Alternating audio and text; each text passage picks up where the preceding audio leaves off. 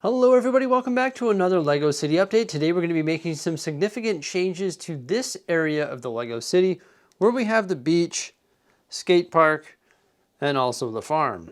The reason these changes need to be made is because I recently built the 1950s diner. It's right over here on my desk. And today I'm going to be mills plating this and integrating it into the LEGO City. And I sort of want it to go over by the beach there. And I just can't place it on a regular base plate like this and pull some vehicles up to it and call it a day, because that's not going to look too good. So I've got to create a giant mills plate that's going to accommodate this building. So that is the first thing that we're going to do here today in this update. In order to mills plate this, I need a bunch of dark gray brick, and this is all I have left. My roads have consumed all of my brick. I hope it's enough, because in order to mills plate this properly, of course it needs a parking lot, because it came with this awesome vintage car, and there should be some more vintage cars parked out front of this awesome diner. First, I made a border with light gray 2x brick, and that goes around the edge as well. I have a feeling some of this stuff might be exposed, and I don't want all of these colorful bricks to be exposed because they don't look that good. Then I started topping it off with light gray plate, and then you also see some dark gray plate at the back here. That's going to make sense when I start to tile this off. The next thing I'm going to do is fill in the open space there with some dark gray plate. I have a lot of it right now, and I think it's going to make sense with some of the tile work that I'm going to do on this surface. Now it's time to attach the diner to this raised area. I'm not sure if I should jumper it or if I should just attach it to all of these studs. There's a lot of bricks under here and a lot of plate as well, so like it would be fastened quite well. And if I did do that and I wanted to move it, oh man, it might be hard to pry off those plates. Oh man, that is a lot of plate and a lot of bricks, so I am going to jumper it. I also don't want these nougat masonry bricks around the base of the structure to be buried within one layer of tile. And that is just like a lot of clutch right there. Like that is hashtag clutch power at its finest. Yeah, I better jumper it. I made a border using dark gray tiles and also some of the modified 1x4 tiles with the 2 studs to actually tack it down, and then just some white tiles in the interior to provide it with more support. So I centered it on the base plate. There's 10 studs on this side, 10 studs on this side.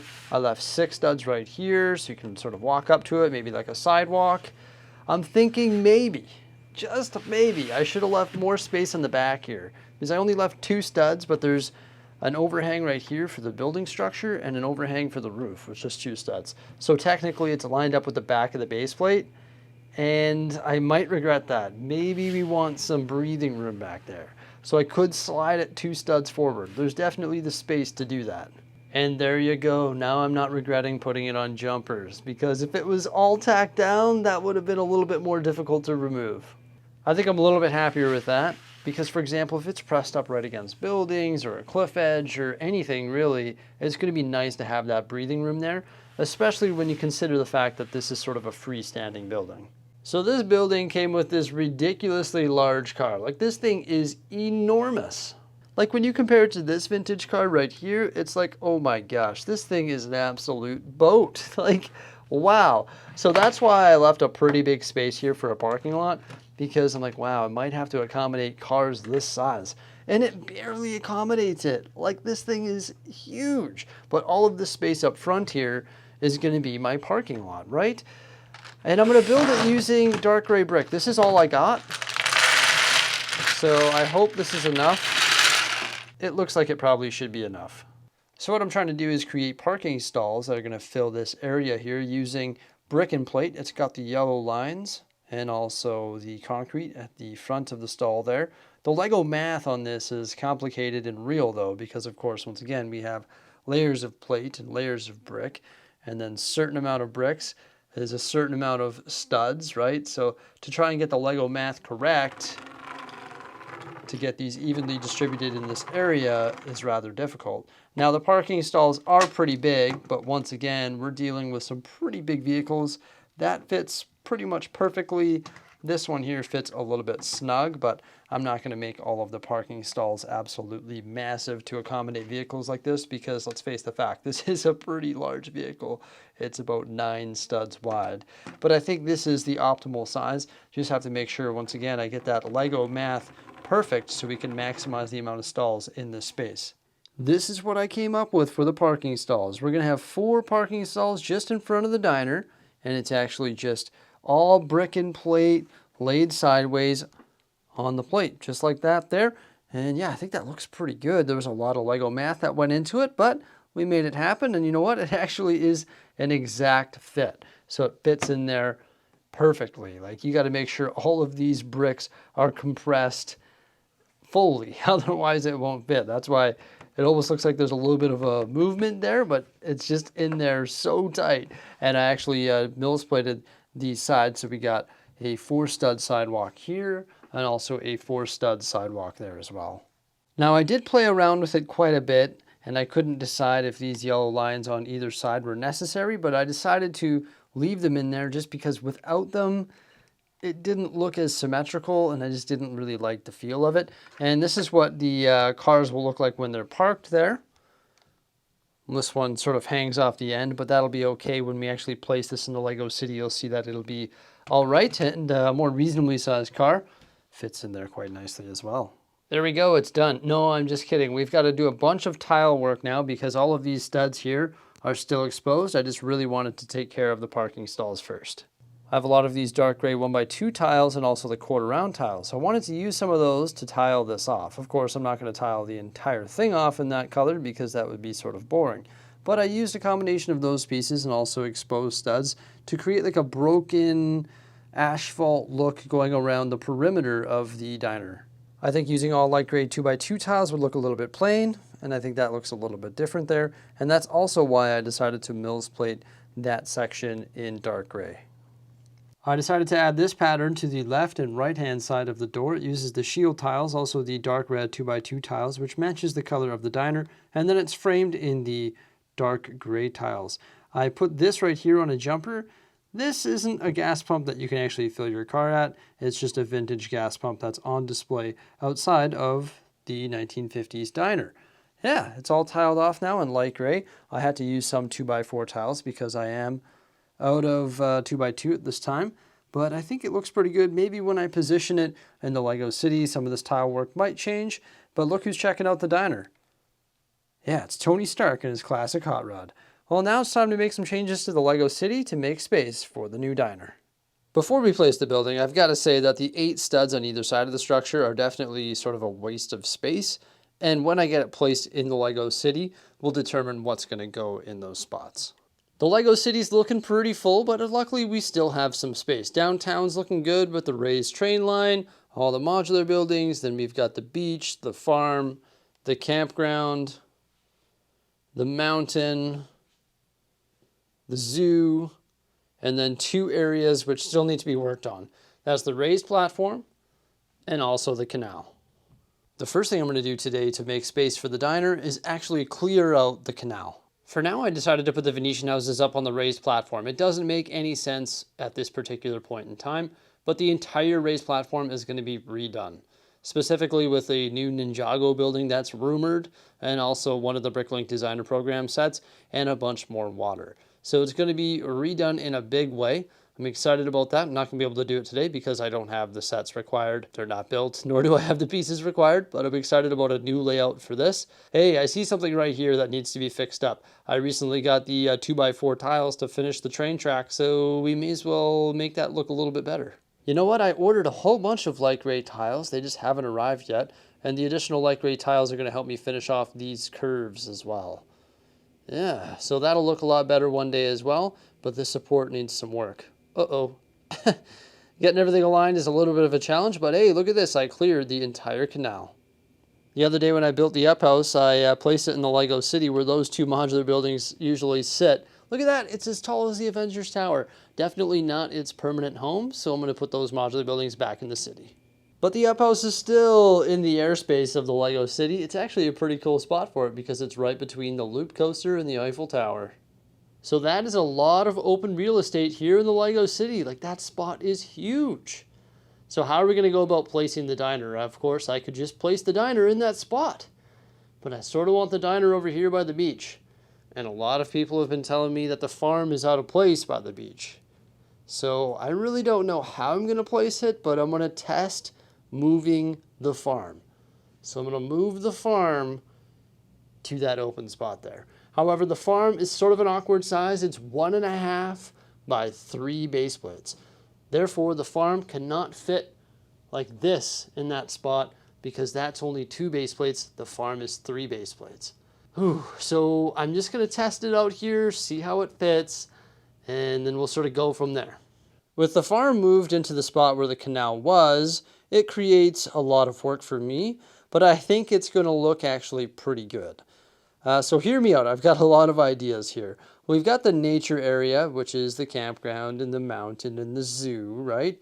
And I think this nature area is going to flow into here. I like building landscapes, and I think it's going to look really good if it sort of starts here, the edge of the city, and works its way all the way around here to the beach.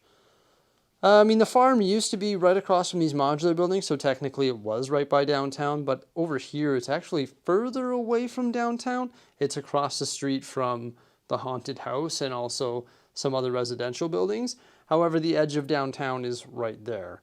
Now, it does have quite a bit of open space when I place it in this area, but my plan is to actually have a creek, so the water flows down from the raised platform, a creek right there on that half base plate, and this half base plate flowing all the way to here, and then it'll trickle underneath to this modified road plate and off the edge of the table. And on the edges of that creek, we'll probably have green plate, similar to what we have here in the campground. And then I'll have to modify these plates right here so they're green as well. And we can make this a nice forested area. And even better, I'm going to be removing this tunnel and this wall and removing this road plate and that road plate. And this T road plate will actually just turn now and go this way toward the city. So this tunnel and these roads will be gone. And we're going to continue this forest area in here around the farm. Now, I'm also going to be removing the tunnel, and I'm going to be replacing it with a blast from the past, and that's actually a rock panel wall. And we're going to be putting a rock panel wall right here. Might be a little bit more robust and maybe have a better shape. And then we're going to be bringing something back from the past, and it's a mountain that sits on top of the raised platform. And that's going to be on the edge of Ninjago, and it's going to continue this cliff edge up to the top. So this is now a mountain, and this is a really cool Bricklink designer program set that will look really good on top of that mountain, which will be the tallest peak in the Lego City. Originally, I thought I was going to put that set, known as the Mountain View Observatory, on this small little hill by the Lego Ideas Lighthouse and Old Fishing Store, but I've decided I think it needs a larger mountain. I don't want to put it on top of this mountain, but if I make a new mountain on this corner, that sort of makes sense with this cliff edge and branches down here into this new nature area, I think it will look really cool. And it definitely makes sense to have that observatory on the tallest peak in the Lego City. So everybody, more rock work for old Bricksie. He knows his way around rock work and he's got the parts to do it. That's the best thing, is I don't have to order parts to do that because I have all of the parts. So I'll be able to create this new style of mountain right here on the base of the platform that accommodates the observatory, push over the Ninjago stuff, and then rework this larger canal on top of the raised platform. I want to create this creek here with trees around the farm encasing this farm, and then build a little bridge that goes over the creek to the pumpkin patch. And right here we've got some open space as well. I've got to turn this road so that it goes right there where those fences are by that extreme truck there. And then I'm thinking maybe we'll put the farmer's market right here. Originally, I thought I was going to put the farmer's market over here in this area, but it makes sense to have the farmer's market by the farm. And that will sort of break up the farm from the downtown area. Like I mentioned earlier, this is just sort of me moving the farm and thinking of a way to integrate it better into the city. I do agree with a lot of the comments in the previous videos stating that the farm had to move. This is the only spot that was available for it. It didn't make sense to put it on the raised platform. In order to make it fit sort of the opposite orientation, it would have to be re-rendered and this water would no longer have a place to go. I think having a creek flowing by the farm would actually look pretty neat. Will this stay? Like, will this plan be set in stone? I'm not too sure. I really don't know. I have pretty much the parts to do it. That's the cool thing. So I could put priority on this project and we could get it done quite quickly. Over here, I recently replaced the sidewalk with grass, and I could do that same thing over here. So once again, it better blends this area along the side of the farm.